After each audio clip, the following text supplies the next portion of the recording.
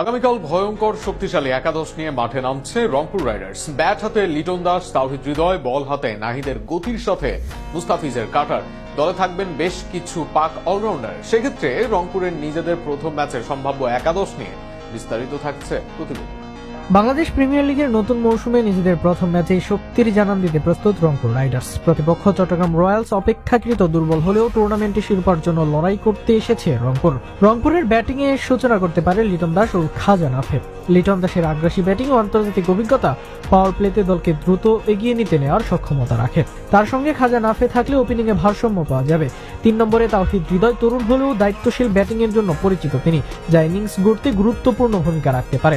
Middle অর্ডারে রয়েছে match জেতানোর মতো একাধিক নাম। 4 নম্বরে খুশদিল শাহ বড় শট খেলার সামর্থ্য দিয়ে প্রতিপক্ষ বোলারদের চাপে ফেলতে পারেন তিনি। 5 নম্বরে ইফতেখার আহমেদ পরিস্থিতি অনুযায়ী ইনিংস সামলানোর কিংবা দ্রুত রান তোলার দায়িত্ব পালন করেন। 6 নম্বরে মাহমুদুল্লাহ রিয়াদ দলের সবচেয়ে অভিজ্ঞ ব্যাটারদের একজন। চাপের মুহূর্তে তার ঠান্ডা মাথার ব্যাটিং রংপুরের বড় শক্তি। দলের অধিনায়ক নুরুল হাসান সোহান 7 নম্বরে থেকে উইকেট কিপিং এর পাশাপাশি মাঠে কৌশলগত নেতৃত্ব দেবেন। অলরাউন্ডার ফাহিম আশরাফ 8 নম্বরে ব্যাট ও বল দুই বিভাগেই ভারসাম্য এনে দেবে।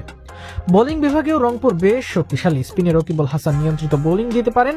তরুণ পেসার নাহিদ রানা